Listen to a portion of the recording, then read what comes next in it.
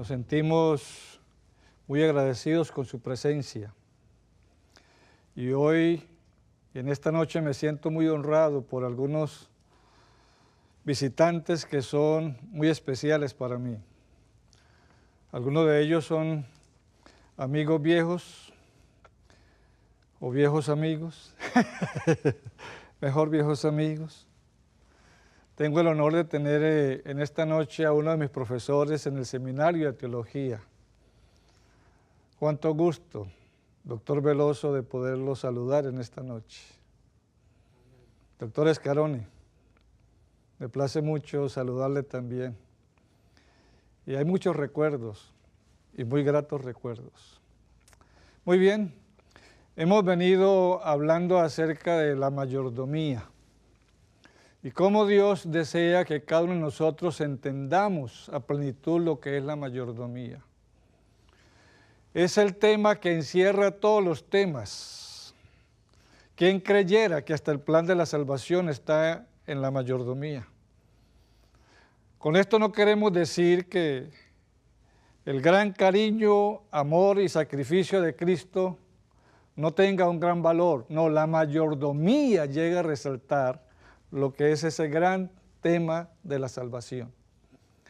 Y hemos venido tocando algunos aspectos. Desde la primera noche hemos hablado acerca de lo que es la mayordomía, qué concierne a la mayordomía, qué tiene que ver la mayordomía con cada uno de nosotros.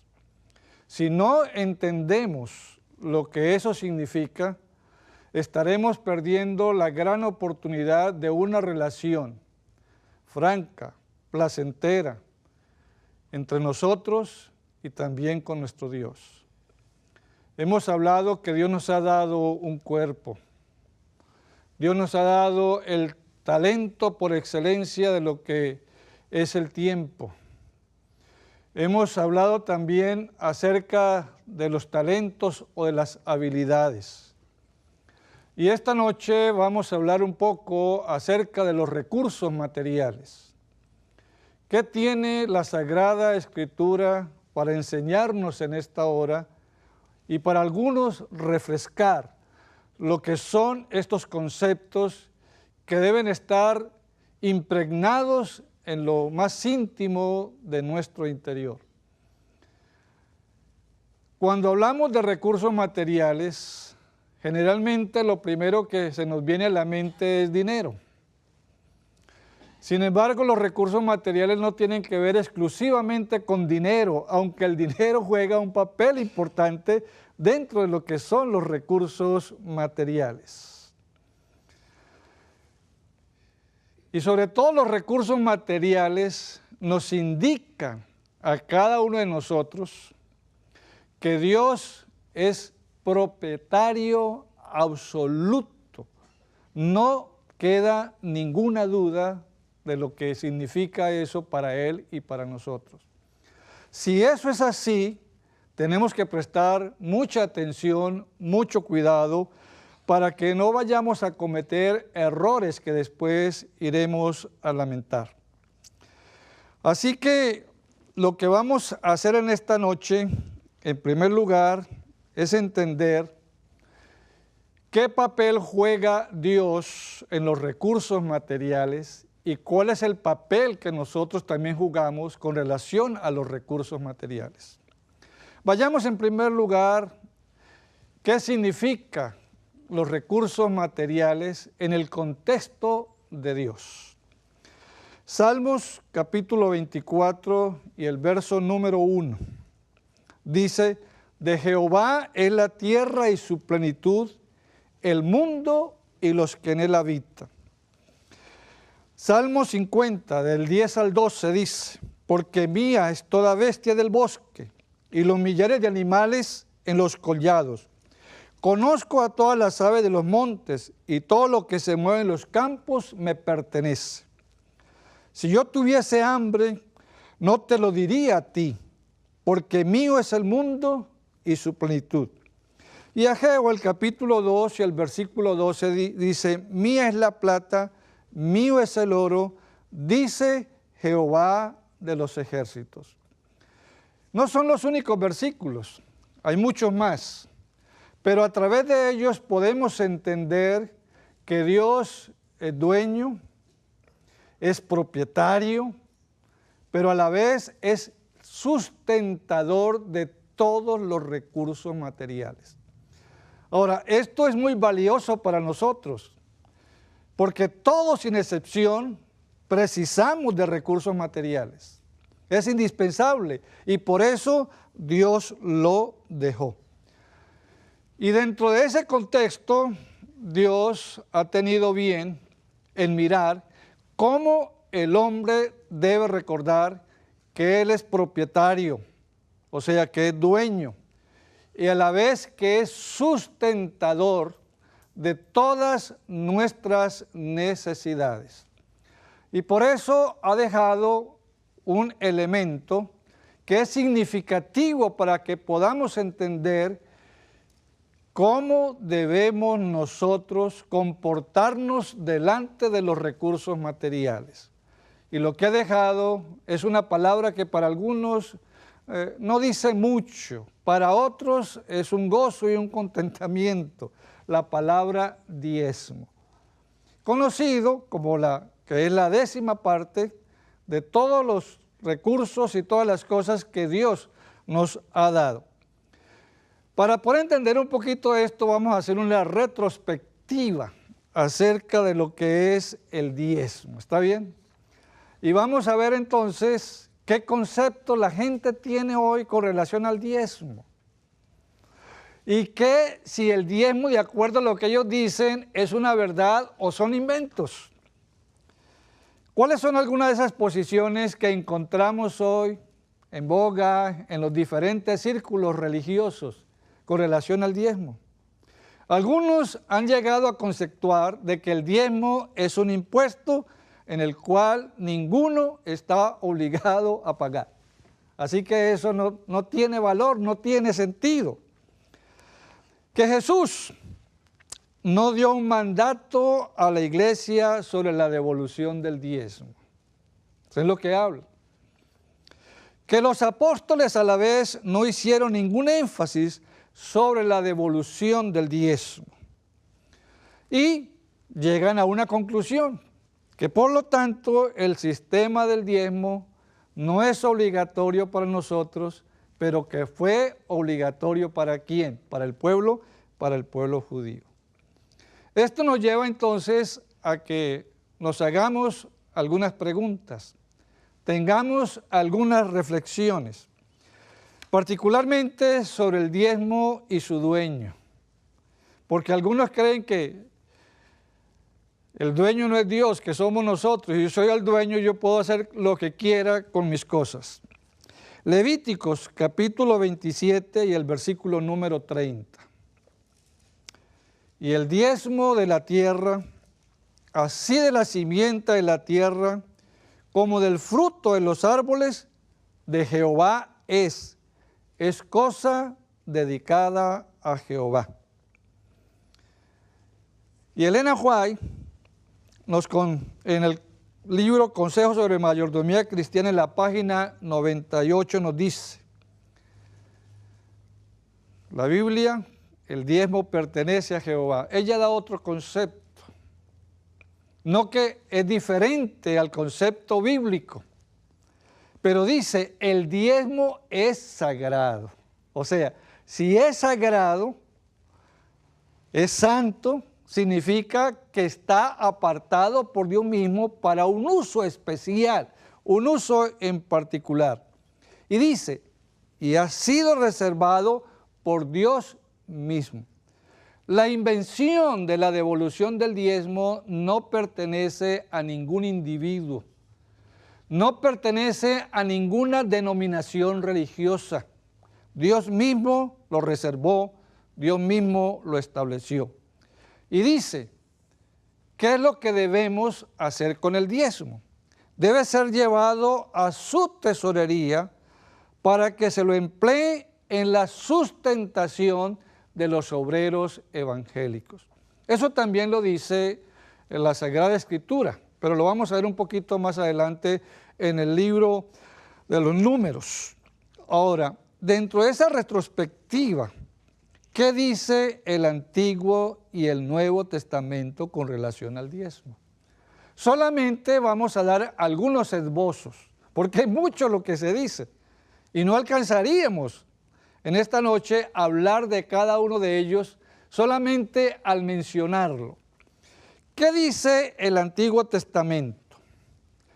En primer lugar, lo que descubrimos es que la devolución del diezmo, la consideración de que el diezmo es sagrado, ya era una práctica antes de la época de Moisés. Por eso es que algunos dicen que el diezmo pertenece a la época solamente judía. Sin embargo, Adán y Eva, ellos tenían que tener presente quién era el dueño y de una u otra manera tenían que reconocer que debían algo a quién, a su Dios.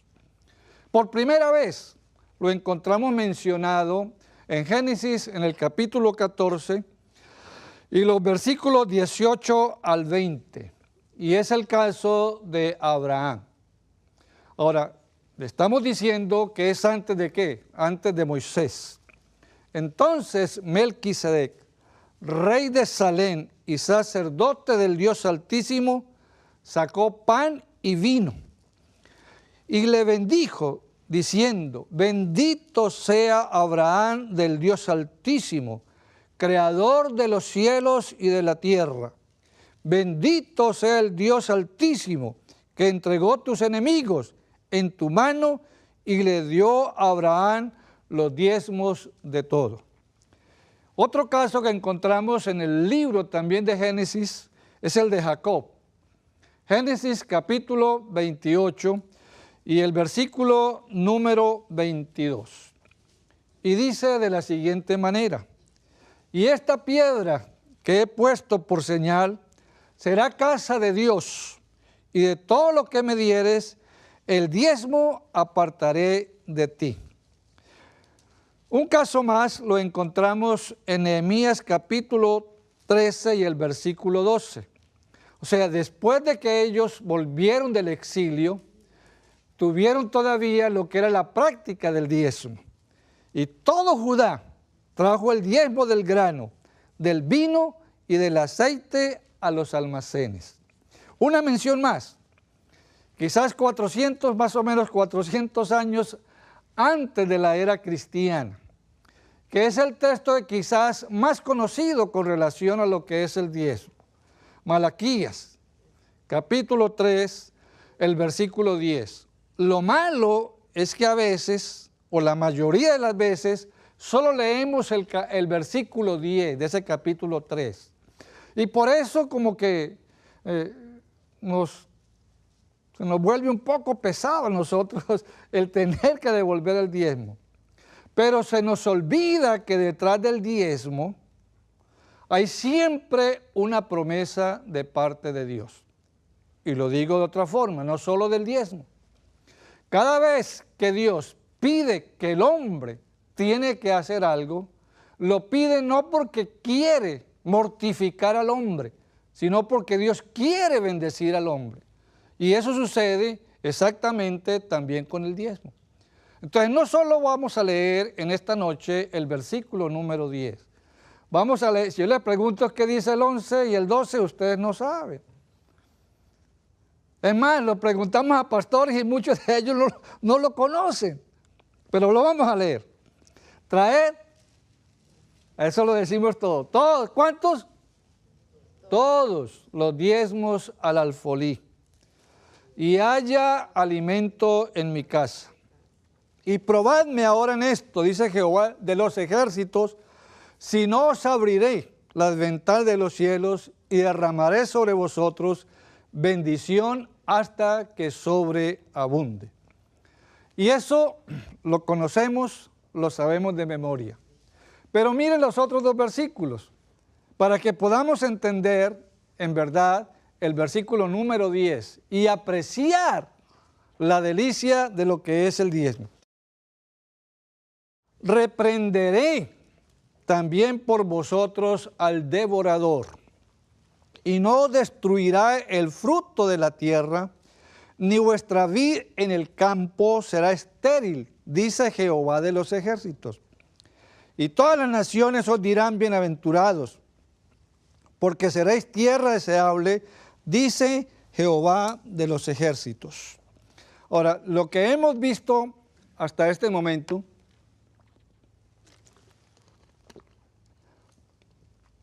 hemos encontrado dos hechos esenciales con relación al diezmo. Número uno, que el diezmo no es de origen judío. Número uno. Dios es el dueño y originador del sistema del diezmo. Encontramos que ese diezmo se daba antes de que existiera el pueblo. Se dio cuando existía el pueblo. Y ahí quedamos en lo que es el Antiguo Testamento. Pero veamos qué es lo que dice el Nuevo Testamento también con relación al diezmo. Y desde mi perspectiva, yo no lo he leído, no lo he visto así, pero he llegado a considerarlo que hay dos formas de contemplar el diezmo en el Nuevo Testamento. Una de ellas es una forma implícita.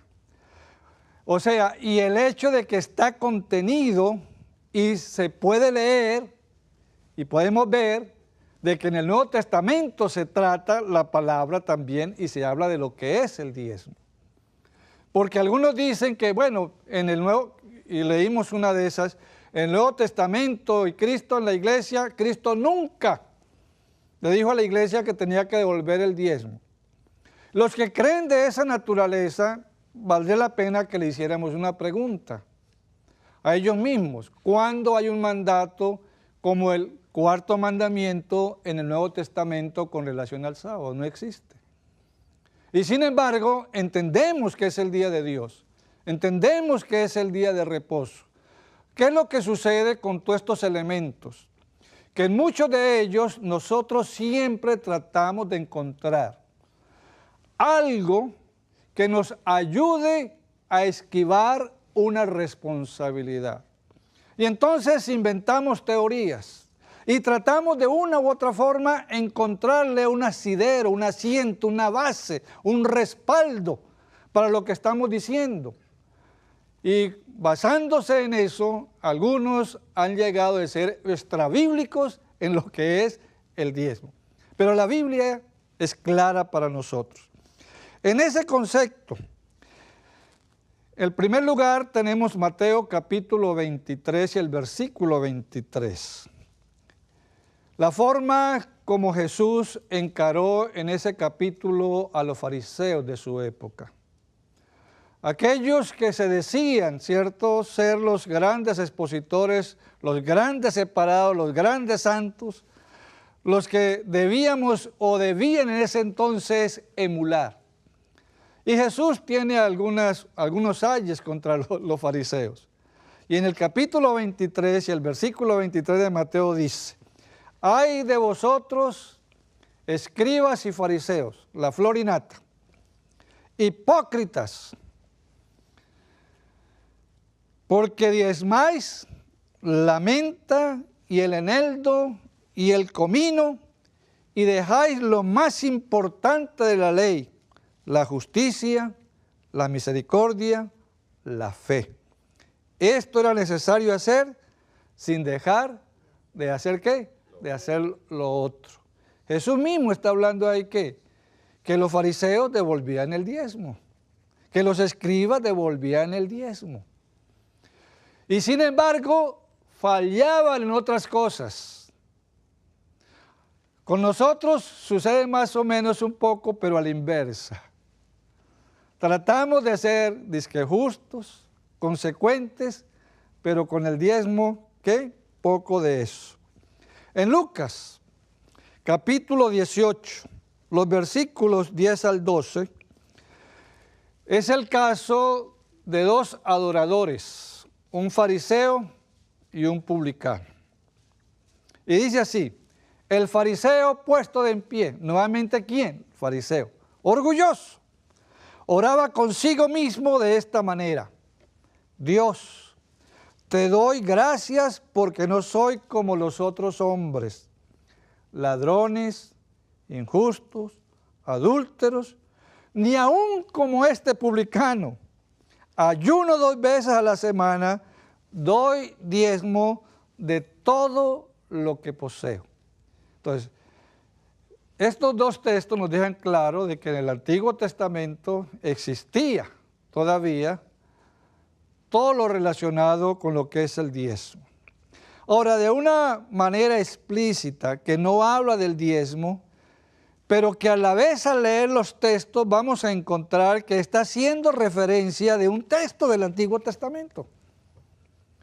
Si eso es así, ¿qué está confirmando? Está confirmando que lo que está diciendo en el Nuevo Testamento tiene un respaldo de toda la enseñanza que encontramos en el Antiguo Testamento. El primer caso lo encontramos en San Mateo capítulo 10, los versículos 7 al 10. Esta es la ocasión cuando los discípulos de Cristo fueron enviados para predicar por primera vez lo que es el Evangelio. Y vamos a notar que no habla del diezmo. Sin embargo, está implícito ahí lo que es el diezmo. Y yendo, predicar diciendo, el reino de los cielos se ha acercado. Sanad enfermos, limpiad leprosos, resucitad muertos, echad fuera demonios. De gracia recibiste, dad de gracias. No os proveáis de oro, ni de plata, ni de cobre en vuestros cintos, ni de alforja para el camino, ni de 2 túnicas, ni de calzado, ni de bordón, porque el obrero es digno de su salario. Y esa es la parte que nos interesa. Ahí no dice diezmo, pero si nosotros vamos a Números 18:21, está hablando de que el diezmo era exclusivo para aquellos que tenían que ver en el pueblo de Israel con lo que era el sacerdocio, con lo que eran los encargados de tener todo el culto a Dios. Con una cosa que ellos entre ellos mismos no hacían proselitismo. Ahora nosotros es diferente en nuestro caso. Pero está hablando de que porque el obrero es digno de su salario. Y el salario particularmente, no solamente de sacerdotes, sino de los levitas, la tribu de Leví. Ellos no tenían heredad. Por consiguiente, el pueblo tenía que proveerles porque ellos estaban viendo, ¿por qué? Por el bienestar de ellos mismos. Así que dentro de este contexto, vamos a leer un texto más ahora del apóstol Pablo. Primera a los Corintios capítulo 9, los versículos 13 y 14. Primera a los Corintios 9, 13 y 14. ¿No sabéis que los que trabajan en las cosas sagradas comen del templo y que los que sirven al altar del altar participan? Así también ordenó el Señor a los que anuncian el Evangelio que vivan del Evangelio. Ustedes notan que Pablo está haciendo una analogía entre el sacerdocio y lo que ellos representaban ahora en la iglesia primitiva.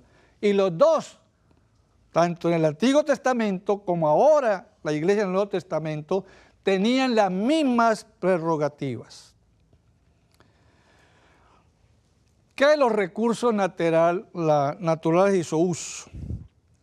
¿Qué provisión hizo Dios para que nosotros tuviéramos recursos materiales? Ya lo hemos leído la noche de ayer y lo vamos a leer una vez más en esta ocasión. Génesis 1, 29 y 30. Y dijo Dios: he aquí os he dado toda planta que da semilla, que está sobre toda la tierra, y todo árbol en que hay fruto y que da semilla, os serán para comer. y a toda bestia de la tierra, y a todas las aves de los cielos, y a todo lo que se arrastra en la tierra en que hay vida, planta verde le será para comer. Y fue así. Desde el mismo comienzo, Dios hizo provisión para las necesidades humanas. Consejo sobre la mayordomía cristiana, las páginas 31 y 32. Cuando Dios confía riquezas. Ahora, al hablar aquí de riquezas, estamos hablando un poco de riquezas diferente a lo que fue en el Edén. Aunque ellos tenían riquezas, pero ahora hay un contexto, que las riquezas, todo el mundo tiene que ver con qué, con dinero. Adán y Eva no tenían dinero, pero no les faltaba absolutamente nada. Eran completamente ricos, toda la provisión le había hecho. No podían ni Adán ni Eva hacerle un solo reclamo a Dios de que algo le faltaba para su subsistencia. Consejo sobre mayordomía cristiana 31 y 32. Cuando Dios confía riquezas al hombre, y miren lo lindo que viene ahora, lo hace con el fin de adornar la doctrina de Cristo nuestro Salvador, utilizando sus recursos naturales para promover el reino de Dios en nuestro mundo. Debe representar a Cristo y por lo tanto no debe vivir para complacerse ni glorificarse a sí mismo, ni para recibir honor a causa de sus riquezas. Queda claro entonces que los recursos materiales son para que la doctrina no sea una doctrina insípida. Es interesante ese concepto, el hecho de que, dice ella, dice, cuando Dios confía riqueza a los hombres, lo hace con el fin de que adorne la doctrina de nuestro Señor Jesucristo. ¿Por qué? ¿Por qué que adorne la doctrina de nuestro Señor Jesucristo? Porque si no entendemos a cabalidad lo que Cristo representa para nosotros, pues no vamos a ser consecuentes para con Él. En otras palabras, lo que se quiere con los recursos materiales es que a través de ellos podamos reflejar el cariño, el amor que Dios tiene para con todos los seres humanos. Y por consiguiente dice que ¿para qué? Para presentarlo el Evangelio ante el mundo. ¿No sabéis que los que trabajan en... la riqueza, estoy aquí. La parte que Dios se reserva de los recursos materiales, perdón. Ahora, todos tenemos recursos.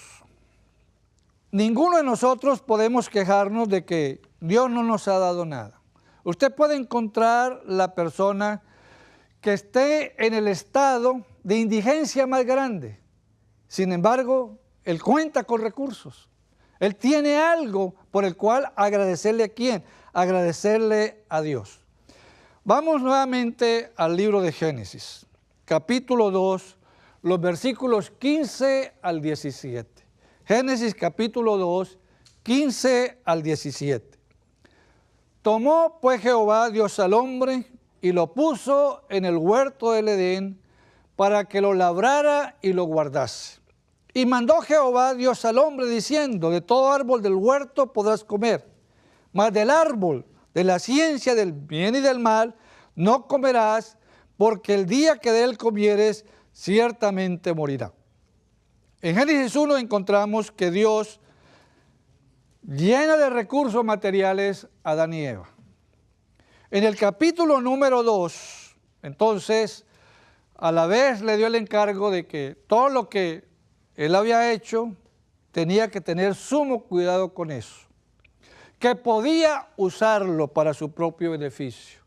Pero Dios hizo una reserva, no porque él necesitara de algo, sino para enseñarle una lección desde su temprana edad a Adán y Eva de cómo debía ser su relación con Dios. Y por eso Dios entonces se reservó el árbol de conocimiento o el árbol de la ciencia del bien y del mal. Y le dijo, si ustedes abusan de eso, ustedes van a estar emproblemados. Ustedes van a sufrir lo que nunca la divinidad quiso que existiera, el dolor y particularmente la muerte. ¿Qué demostraban Adán y Eva? Al ellos no abusar de la recomendación que Dios le había dado. Esto es básico y fue básico para Adán, fue básico para Eva y debe ser básico para nosotros en la actualidad.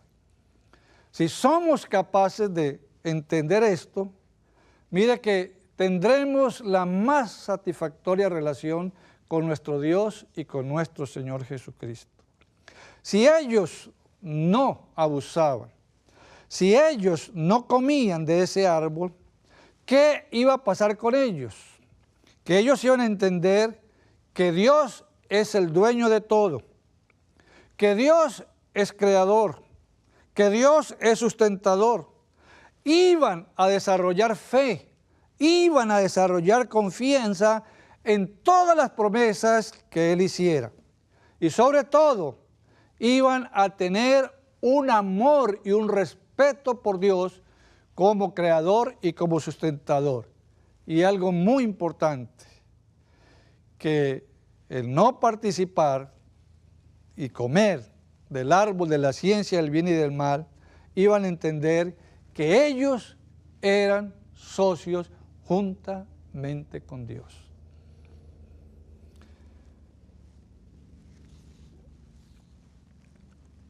Joya de los Testimonios, tomo 3, página 37.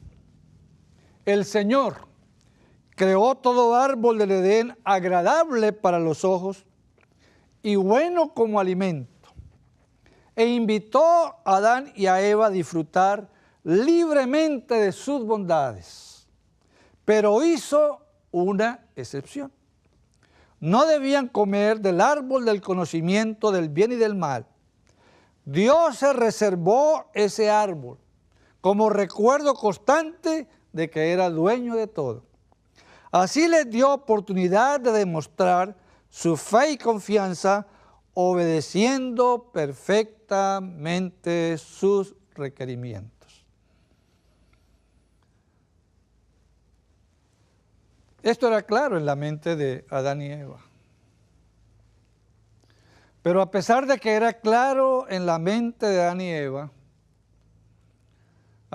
no podían descuidarse ni un solo momento, porque podían entrar en serios problemas y dificultades en su relación con Dios. Y por eso Dios, previendo las situaciones adversas que podía afrontar, eligió entonces hacer una excepción y decirle: ustedes no pueden tocar absolutamente nada. La pregunta es, ¿qué de nosotros hoy? ¿Existe el Edén aquí ahorita? ¿Está en la tierra el Edén? ¿Existe ahorita en la tierra el árbol del conocimiento del bien y del mal? Si no tenemos ni el Edén, ¿cierto?, ni tenemos el árbol, entonces algunos llegan a una conclusión aparentemente muy lógica. No tenemos ni una sola responsabilidad delante de Dios. Delante de Dios. ¿Será eso así? Vamos a ver qué nos dice Dios a través de la pluma inspirada. Esto lo encontramos en Joya de los Testimonios, en la página también 37, tomo 3. Así también sucede con las exigencias de Dios para con nosotros. ¿Qué es lo que sucede? Que hay una, ¿qué? ¿Que Dios se reserva qué? Que Dios se reserva algo. Pone sus tesoros en las manos. ¿Qué fue lo que hizo con Adán y Eva? Muy bien. Pero requiere que una 10ª parte sea puesta fielmente a un lado para su obra. requiere que esta porción sea entregada a su tesorería. Ha de serle devuelta como propiedad suya.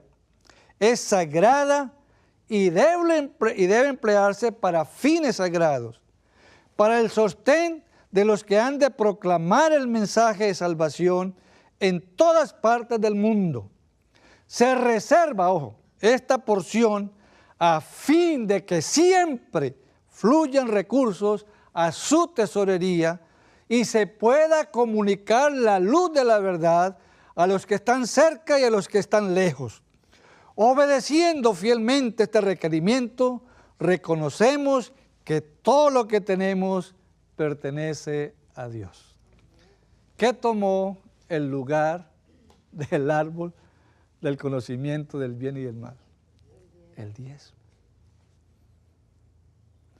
Nosotros decimos, humanamente hablando, si yo hubiera sido Adán y Eva, yo no hubiera alargado la mano. Eva para tomarla del árbol y Adán para tomarla de la mujer. Yo no hubiera alargado la mano. Mi pregunta es entonces, si eso es verdad, si es una realidad y así lo creemos, ¿qué está sucediendo con el diezmo y con nosotros a través del diezmo? ¿Cómo estamos considerando el diezmo en nuestra vida, en nuestra experiencia religiosa? ¿Qué conceptos tenemos con relación al diezmo? Entendemos que es un mandato divino que Dios ha dejado, de acuerdo a lo que leímos en Malaquías, para nuestro bien, para nuestro beneficio. No hay que tenerle miedo a la devolución del diezmo, es todo lo contrario. Hay que tenerle miedo es al hecho de que nosotros estemos fallando a nuestro Dios. Bueno, la palabra que usa Malaquías es muy fuerte. Nos trata Malaquías de ladrones. Bueno, y es que somos. No está diciendo ninguna mentira. En otras palabras, es tan categórico eso que no endulzó el concepto. No lo dijo clarito para que sintiéramos pena, para que sintiéramos vergüenza y dijéramos, Señor, ¿cómo es que yo dije que si hubiera estado en el Edén no hubiera hecho lo que hizo Adán y Eva al tomar ese fruto que le fue vedado? Pero estamos tomando ahora los recursos que tú me has dado, que es una representación de los recursos que Dios dio a través en el pasado. Ya les dije cuál es el uso del diezmo. Números 18-21, y vamos a leerlo una vez más. He aquí, yo he dado a los hijos de Leví todos los diezmos en Israel. ¿Por qué? Por heredad, por su ministerio, por cuanto ellos sirven en el ministerio del tabernáculo de reunión. Y algunos han interpretado mal este versículo, porque dice, he dado a los hijos de Leví los diezmos de Israel por heredad. O sea, si son heredad, me pertenecen. Y si me pertenecen, yo puedo hacer lo que quiera con ellos. Pero eso no es lo que está diciendo. Es que todas las demás tribus, ¿qué? Se les había dado, ¿qué? Un territorio. Y ellos podían sembrar y hacer todo para poder vivir, poder alimentarse. Pero como ellos eran exclusivos para el culto, levitas, cargar agua, cargar leña, todos los preparativos, panes y todo lo que tenía que ver con el culto en el tabernáculo. Los sacerdotes, exclusivos. Entonces, por eso no recibieron tierra. No es que aquí les doy los diezmos y hagan lo que quieran ustedes con ellos. Eso no es lo que está diciendo. Lo que está diciendo es que ellos tenían necesidades físicas, materiales, pero ellos no podían con sus propias manos hacer que esos recursos rindieran para ellos, porque se habían dedicado, eran dedicados exclusivamente al servicio de Dios. Y ahora en esas circunstancias, entonces las demás tribus tenían que, ¿qué? Tenían que contribuir. Consejo sobre mayordomía cristiana, página 98. Y es la segunda vez que Elena White nos va a decir, el diezmo es sagrado y ha sido reservado por Dios mismo. debe ser llevado a su tesorería para que se lo emplee en la sustentación de los obreros evangélicos. La pregunta que surge entonces para nosotros es lógica. Si Dios nos dio todo y debemos devolver el 10%, ¿de qué debemos devolver el 10%? Ya en el caso de Abraham, antes de que existiera Moisés, nuevamente en el Génesis 14:20, y dice que Abraham dio los diezmos de ¿cuánto? Dice que dio los diezmos de todo. Ahora, ¿por qué eran los diezmos de todo? ¿Por qué los diezmos de todo? ¿Qué significa dar los diezmos de todo? Ya hemos dicho, Dios es creador, Dios es sustentador, nosotros no somos dueños de nada. Yo titulé para esta noche, ¿dueños de qué? ¿Somos dueños de qué? No somos dueños de nada, pero queremos ser dueños. Y lo que Dios quiere es que nuestra mente esté rotulado, no el concepto o la palabra dueño, sino mayordomo. Y vamos a sentir para con Él de que le debemos nuestra existencia, que Él nos creó, pero también que hace provisión para todas nuestras necesidades. Y dice de la siguiente manera, en manuscrito 159 de 1899, tal como lo hizo Abraham, hay que pagar del diezmo de todo lo que se posee y de todo lo que se recibe. Un diezmo dado fielmente es la parte del Señor. No dice que un diezmo es la parte del Señor. Dice que un diezmo, ¿de qué naturaleza? Fielmente. O sea, no es el 9,98%, no es el 5%, es el 10% en su totalidad. Retenerlo, ella usa la misma palabra que usa Malaquías, es robar a Dios. Cada persona, ¿cuántos? Cada persona debe llevar con liberalidad los diezmos y las ofrendas a la tesorería del Señor, con buena voluntad y con gozo, porque al hacerlo así recibe una bendición. Es peligroso retener como propia la parte que le pertenece a Dios. Tremendo, ¿no? Tremendo. Cada persona debe llevar con liberalidad y con gozo. Con gozo. Algunos de nosotros como miembros de iglesia tenemos unos bolsillos grandes donde le cabe buena cantidad de recursos materiales representados en dinero, y algunos le hemos mandado a hacer a ese bolsillo una cremallera. Es triste ver en la iglesia cuando el plato va pasando de un lado para otro. Cuando yo era niño decía, oigan las monedas, oiganlas caer. Ya la moneda no sirve para el sustento de la obra del Señor.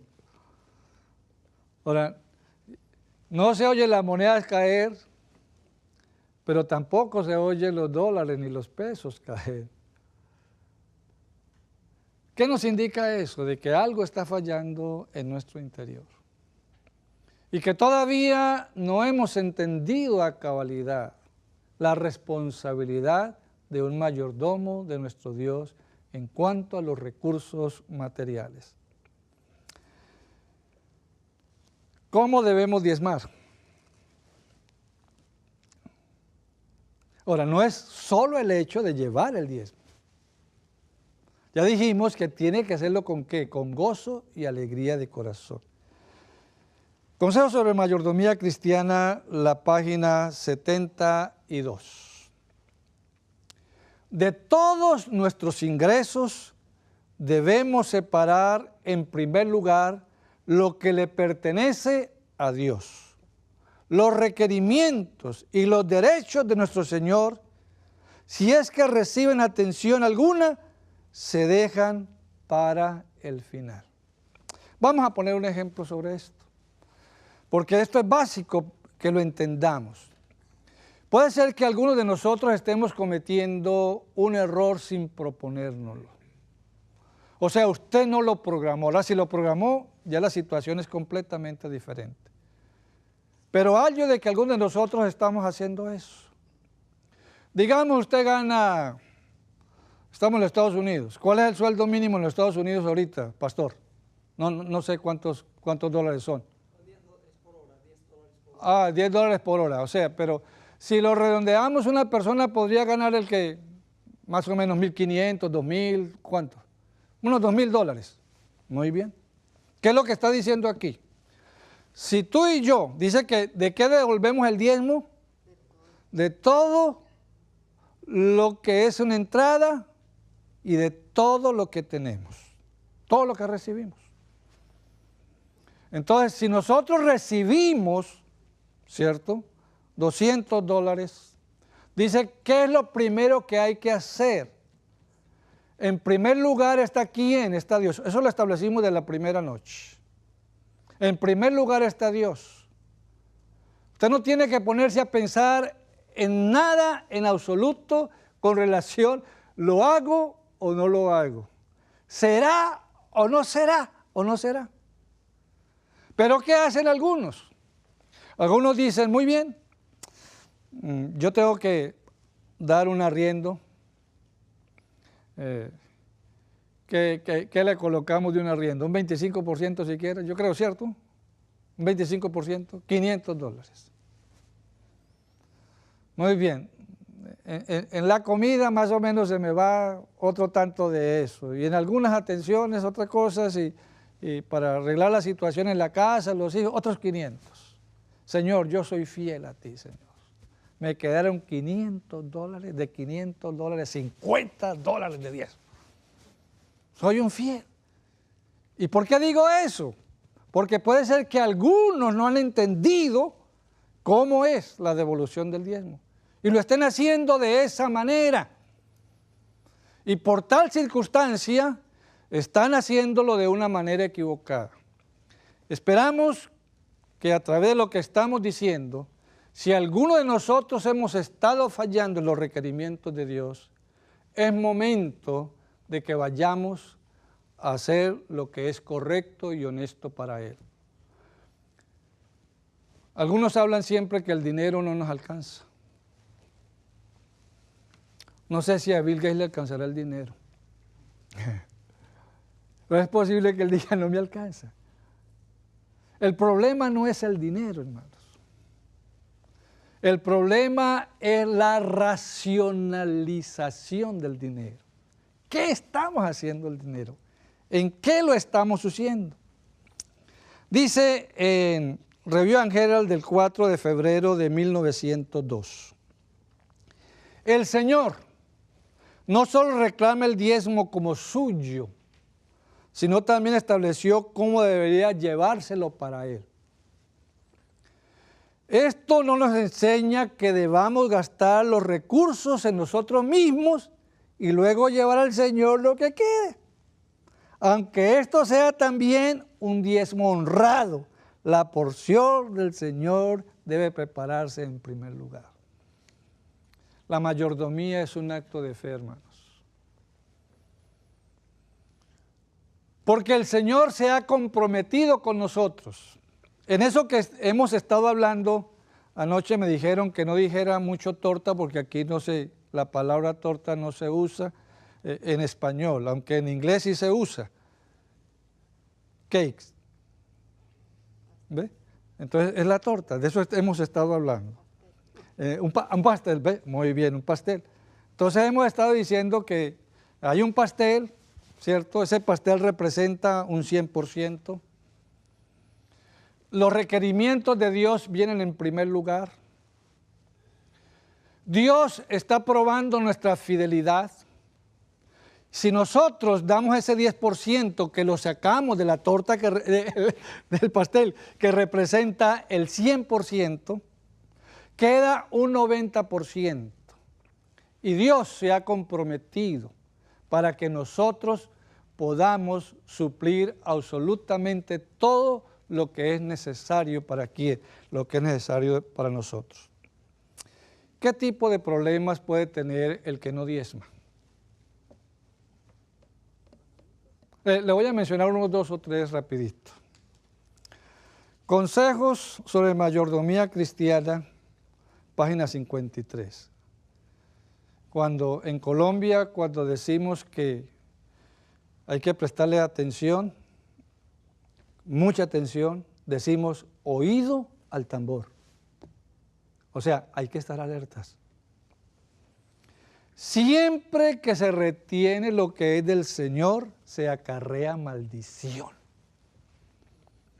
La prosperidad espiritual está estrechamente ligada con la liberalidad cristiana.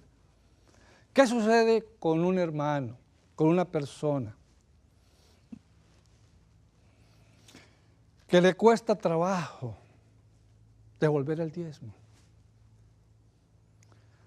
Dijimos ya que él no ha considerado a Dios como su socio. ¿A cuántos de ustedes les gustaría tener a, cómo es el de, que llegó a ser el hombre más rico, el mexicano? Slim. ¿Cuántos les gustaría tener a Carlos Slim de socio? Ay, que mire que no me fue bien en los negocios, tranquilo, ¿cuánto necesita? Aquí, bueno, está bien. Mire que, no, ¿para qué te preocupas? Ellos no son capaces de usar en toda su vida ni siquiera los intereses. No son capaces. Pueden gastar lo que quieran y no son capaces de gastar los intereses. Ahora pensemos en Dios. ¿Quién es Dios con relación? ¿O quién más bien quién es Carlos Slim con relación a Dios, hermanos? Ni una hormiguita siquiera. Y sin embargo, ¿lo qué? Nos hemos extraviado de él. Ahora, ¿qué dice? Que el que no devuelve el diezmo tiene serios problemas espirituales. ¿Qué significa eso? Tiene serios problemas de relación con Dios. No ha entendido cómo son los caminos de Dios. No ha entendido todavía lo que es la voluntad de ¿quién? La voluntad de Dios. Un segundo elemento. Vi que algunos se han disculpado por no ayudar a la causa de Dios debido a sus deudas. Yo quiero ver la mano de los que ninguno de ustedes está endeudado, que no debe nada.